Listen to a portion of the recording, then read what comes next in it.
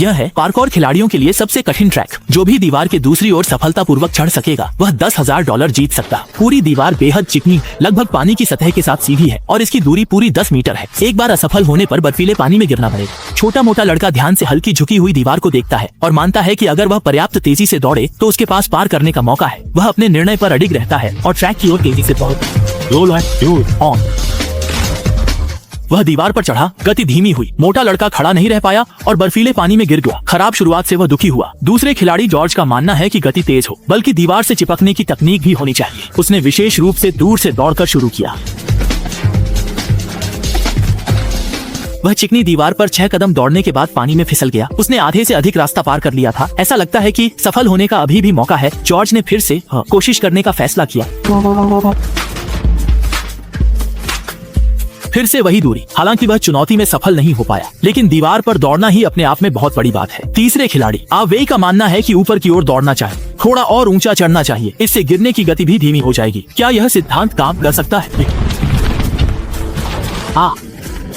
वो नीचा झुका, लेकिन उसका पैर फिसल गया और गिरने की गति और भी तेज हो गई। आवेई भी चुनौती में असफल हो गया। यह दीवार कल्पना से अधिक कठिन है। हर बार जब वे ऊपर चढ़ते हैं तो उनका संतुलन बिगड़ जाता है और वे नीचे फिसल जाते हैं। बिना विशेष कौशल के इसे पार करना कैसे संभव है? ये खिलाड़ियों के लिए एक बहुत बड़ी व्यक्तिगत चुनौती है। चौथे खिलाड़ी जैक ने भी रणनीति नहीं सोची, लेकिन वह फिर भी दौड़ना चाहता है।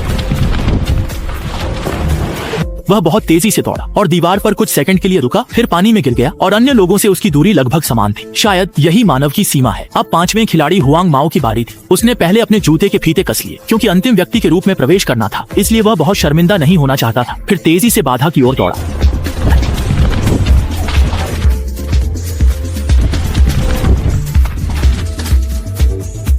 वह बंदर चढ़ रहा था। उसने आधे से ज्यादा रास्ता पार कर लिया। हरकतें फुर्तीली थीं। हार न मानने वाले हुआंग माओ ने फैसला किया कि वह एक बार फिर से कोशिश करेगा।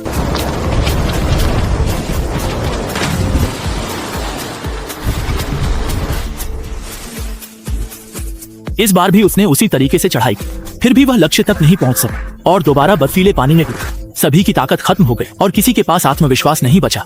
एक खड़ी दीवार पर दौड़ना जब तक आप स्पाइडरमैन नहीं हैं, कैसे संभव हो सकता है? इस बार की चुनौती बहुत कठिन थी। तो सवाल यह है कि आपको क्या लगता है कि किस तरीके से इसे पार किया जा सकता है?